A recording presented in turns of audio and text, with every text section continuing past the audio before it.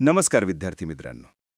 MHT-CET 2026 ची तयारी करणाऱ्या प्रत्येक विद्यार्थ्यासाठी पुढील 7 ते 8 महिने अत्यंत निर्णायक ठरणार आहेत. ही एक मॅरेथॉन आहे, स्प्रिंट नाही. या मॅरेथॉनमध्ये योग्य रणनीती, नियोजन आणि सातत्यपूर्ण अभ्यासानेच यश मिळवता येते. अनेकदा विद्यार्थी केवळ अभ्यास करत सुटतात, म्हणजेच नाकासमोर बघून चालणे किंवा मोठमोठ्या पुस्तकांच्या मागे लागून मूलभूत गोष्टींकडे दुर्लक्ष करतात, म्हणजेच दिव्याच्या खाली अंधार.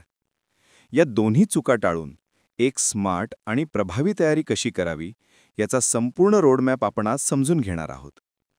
तुम्ही 12वी बोर्डासोबत CETची तयारी करणारे रेग्युलर विद्यार्थी असाल किंवा पूर्णवेळ CETसाठी देणारे ड्रॉपर असाल, ही रणनीती तुम्हा दोघांसाठीही तितकीच उपयुक्त आहे. भाग 1. मोठ्या खेळाची मोठी रणनीती आणि नियोजन. The big picture strategy and planning. आपण या 7 ते 8 महिन्यांच्या कालावधीला 3 प्रमुख टप्प्यांमध्ये विभागूया, जेणेकरून तयारीला एक स्पष्ट दिशा मिळेल. टप्पा 1. डिसेंबर. पाया मजबूत करण्याचा काळ. हा काळ संकल्पना मुळापासून समजून घेण्याचा आणि 12वीच्या अभ्यासक्रमावर पूर्ण प्रभुत्व मिळवण्याचा आहे. रेग्युलर विद्यार्थ्यांसाठी तुमच्यासाठी हा एका दगडात 2 पक्षी मारण्याचा सुवर्ण काळ आहे. 12वी बोर्डाचा अभ्यास करतानाच प्रत्येक धडा CETच्या दृष्टिकोनातूनही अभ्यासा.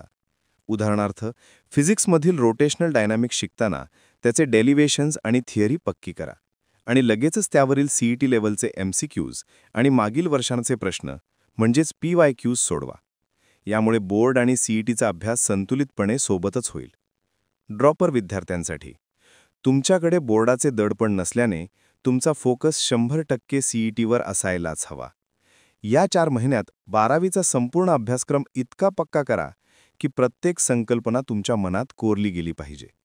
रेग्युलर विद्यार्थ्यांपेक्षा तुमच्याकडे अधिक वेळ असल्याने प्रत्येक धड्यातील जास्तीत जास्त MCQs सोडवण्यावर भर द्या. टप्पा 2. जानेवारी ते फेब्रुवारी. रिव्हिजन आणि 11वीचा बॅकलॉग. हा अत्यंत महत्त्वाचा आणि धोरणात्मक टप्पा आहे. रेग्युलर विद्यार्थ्यांसाठी या काळात कॉलेज, प्रॅक्टिकल्स आणि प्रिलिम्स परीक्षांचा ताण असेल. तुमचे प्राधान्य बोर्डाच्या तयारीलाच असले पाहिजे. मात्र दिवसातील 2 ते 3 तास CETसाठी राखून ठेवा. या वेळेत 12वीच्या अभ्यासक्रमाची जलद उजळणी करा. ड्रॉपर विद्यार्थ्यांसाठी तुमच्यासाठी हा सुवर्ण काळ आहे. बोर्डाचे कोणतेही व्यत्यय नसल्याने या 2 महिन्यात तुम्ही 11वीचा संपूर्ण अभ्यासक्रम पद्धतशीरपणे पूर्ण करू शकता. सोबतच 12वीच्या अभ्यासक्रमाची पहिली रिव्हिजन पूर्ण करून पार्ट टेस्ट म्हणजे टॉपिक वाईज टेस्ट द्यायला सुरुवात करा. टप्पा 3. मार्च ते एप्रिल. अंतिम हल्ला, द फायनल असॉल्ट. आता खरी लढाई सुरू होईल. हा काळ सरावाचा आणि चुका सुधारण्याचा आहे. रेग्युलर विद्यार्थ्यांनी मार्चमध्ये बोर्डाची परीक्षा संपल्यानंतर तुमच्याकडे सुमारे 45 ते 50 दिवस शिल्लक असतील. हे दिवस फक्त आणि फक्त CETचे आहेत. या काळात रोज किमान एक फुल सिलेबस मॉक टेस्ट देणे, तिचे विश्लेषण करणे आणि चुका सुधारणे हा तुमचा दिनक्रम असायला हवा. ड्रॉपर विद्यार्थ्यांसाठी तुम्ही मार्च महिन्यापासूनच फुल सिलेबस मॉक टेस्ट देण्याच्या मोडमध्ये या. तुमच्याकडे इतरांपेक्षा जास्त मॉक टेस्ट देण्याची संधी आहे. हा तुमचा प्लस पॉइंट आहे.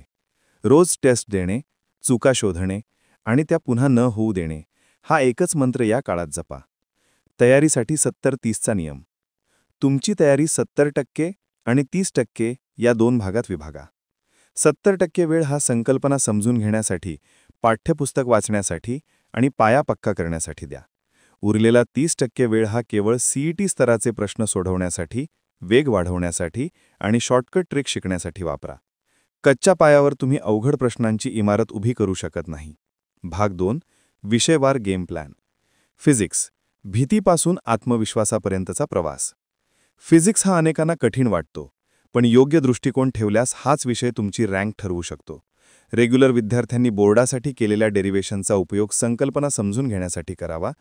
ड्रॉपर विद्यार्थ्यांनी थरेट PYQsचे विश्लेषण करून कोणत्या प्रकारचे न्यूमेरिकल्सवर जास्त भर दिला जातो हे ओळखून त्यावर अधिक सराव करावा. केमिस्ट्री. तुमचा रँक बूस्टर विषय. केमिस्ट्री कमी वेळेत जास्त गुण मिळवून देणारा विषय आहे. Inorganic chemistry. शॉर्ट नोट्स किंवा माइंड मॅप्स तयार करा आणि त्यांची रोज 15 मिनिटे उजळणी करा. Organic chemistry. रिॲक्शन्स पाठ करण्याऐवजी त्यांचे मेकॅनिझम समजून घ्या. यामुळे कोणतीही रिॲक्शन सोपी वाटेल. Physical chemistry. हा भाग पूर्णपणे सरावावर अवलंबून आहे. एक फॉर्म्युला शीट बनवा आणि जास्तीत जास्त न्यूमेरिकल सोडवा. मॅथ्स, सीईटीचा राजा. गणित हा 100 गुण देणारा विषय आहे आणि यात पैकीच्या पैकी गुण मिळवणे शक्य आहे. यासाठी शॉर्टकट ट्रिक्स शिका आणि रोज किमान 30 ते 40 गणितं सोडवण्याचा सराव ठेवा. इंटिग्रेशन, वेक्टर्स, ट्रिग्नोमेट्री, कॅल्क्युलस यासारख्या जास्त वेटेज असलेल्या धड्यांना अधिक वेळ द्या. 11वी विरुद्ध 12वीचे महत्त्व.